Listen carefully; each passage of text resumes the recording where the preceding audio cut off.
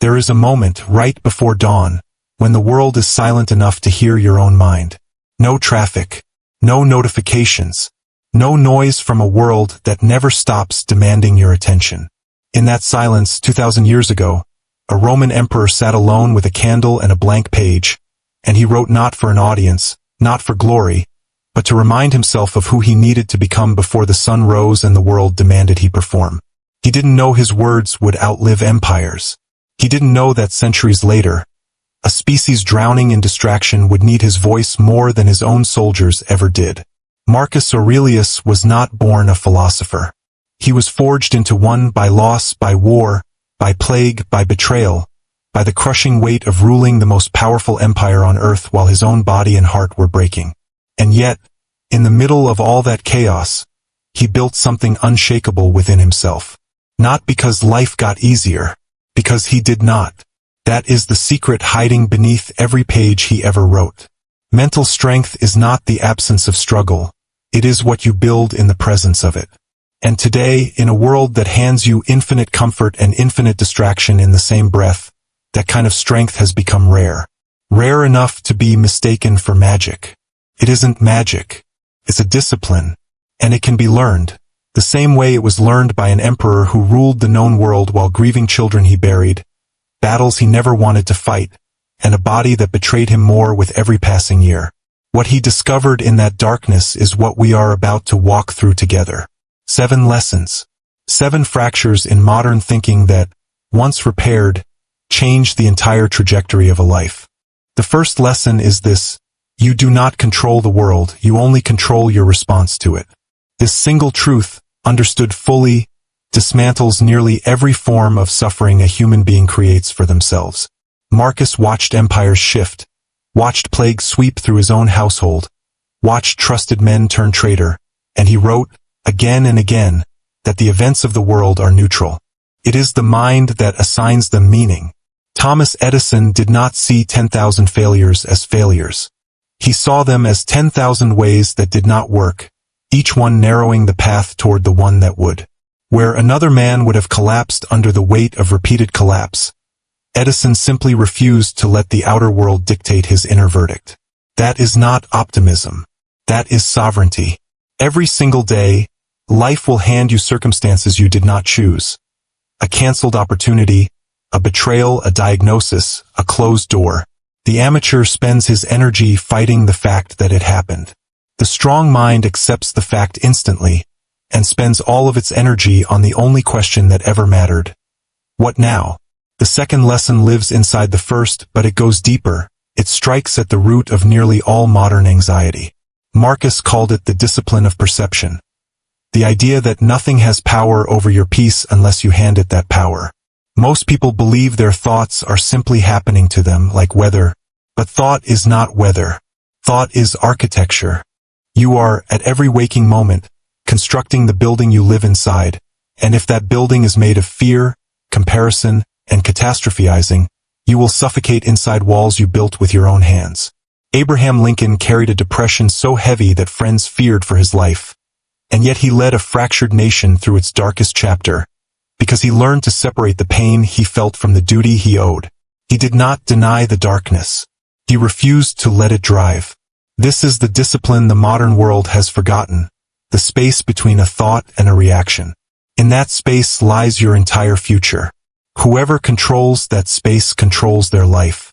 Whoever surrenders it hands their life to whichever thought happened to be loudest that day. The third lesson is clarity, and clarity is not a feeling. It is a decision you make before the fog even arrives. Most people wander their entire lives waiting to figure out what they want, as if clarity is something that falls from the sky onto the lucky. It is not luck. It is confrontation. Walt Disney stood in the ashes of a bankrupt studio, having lost the rights to his own creation, humiliated in an industry that had already written him off, and instead of drowning in the fog of what had gone wrong, he sat down and forced himself to see, with brutal precision, what he actually wanted to build.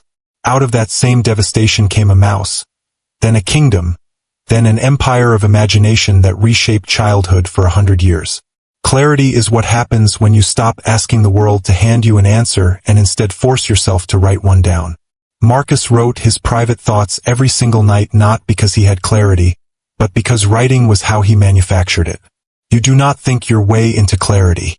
You act your way into it, one honest confrontation with yourself at a time.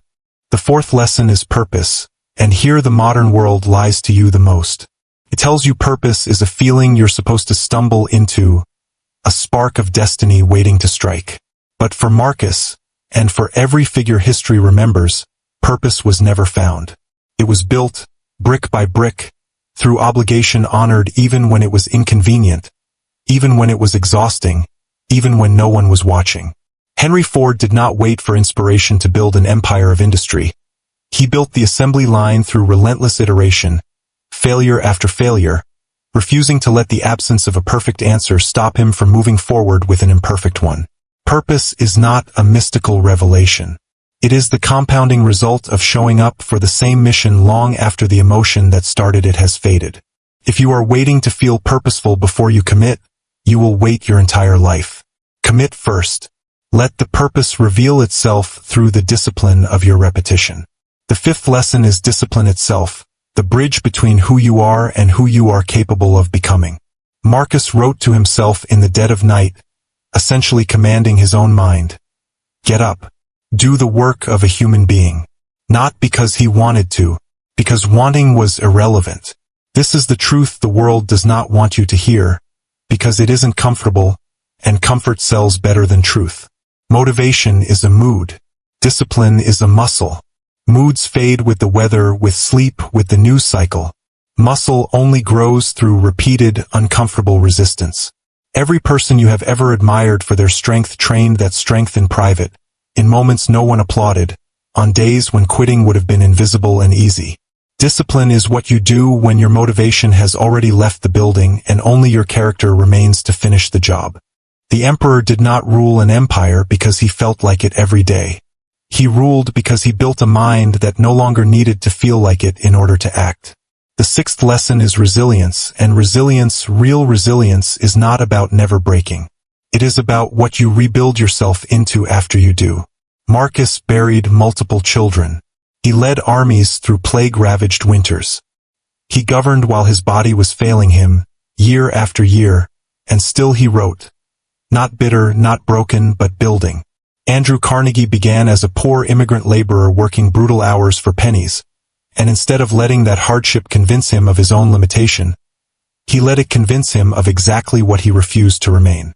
Resilience is not the absence of the wound. It is the refusal to let the wound write the rest of the story. Every setback you have ever experienced was either the end of your story or the turning point of it, and the only variable that decides which one it becomes is you. The storm does not ask your permission before it arrives, but it absolutely asks your permission before it decides who you become on the other side of it. The seventh and final lesson is gratitude, not as a soft, decorative afterthought, but as one of the most disciplined mental weapons a human being can wield. Marcus, ruling from the most powerful seat on earth, spent entire passages of his private writing thanking the people who shaped him, teachers, mentors, even rivals who taught him patience through their provocation. This was not weakness. This was strategy. A mind soaked in gratitude cannot simultaneously be consumed by scarcity. A mind that recognizes what it already has cannot be as easily manipulated by what it lacks. In a world engineered to make you feel perpetually behind in wealth, in status, in beauty, in speed, gratitude is an act of rebellion. It is you standing in the machine of manufactured dissatisfaction and quietly refusing to participate. The strongest minds in history were not the ones who had the most. They were the ones who had learned to be unshakable regardless of how much they had, because their peace was never outsourced to their circumstances in the first place. And so here you are, standing at the exact intersection every one of these figures once stood at. Behind you is a version of yourself that reacted instead of responded, that let outside noise dictate inner peace, that waited for clarity instead of forcing it, that searched for purpose instead of building it, that treated discipline as optional, that let setbacks define the ending instead of the turning point, that measured life by what was missing instead of what was already given. Ahead of you is someone else entirely, not a version of you that has an easier life. There is no easier life waiting for you. There never was, Not for Marcus, not for Lincoln, not for Edison, not for a single soul who ever built something that mattered. What's waiting for you instead is a stronger self. One capable of walking through the exact same fire that once would have destroyed you, and emerging on the other side, calm, clear, and undivided. This is the whole secret the ancient emperor tried to leave behind in that candlelit room, writing only for himself, never knowing the world would one day need it more than ever. You do not need the world to change in order for your life to change. You need to become the kind of mind the storm cannot move. Build that mind one honest morning at a time. Choose your response before the world chooses it for you. Decide your clarity instead of waiting to stumble into it. Commit to your purpose before you feel ready for it. Train your discipline like a muscle that owes you nothing. Let every wound become architecture instead of an ending. And walk through every single day of your life with a heart too full of gratitude to be conquered by scarcity. This is not a philosophy for emperors. This was never only for emperors. It is for anyone willing to sit in the silence before dawn, take full ownership of the only thing they will ever truly control, and rise. Because the empire Marcus Aurelius really built was never made of marble or conquest. It was built inside his own mind, one disciplined thought at a time. And that is the only empire any of us were ever meant to rule.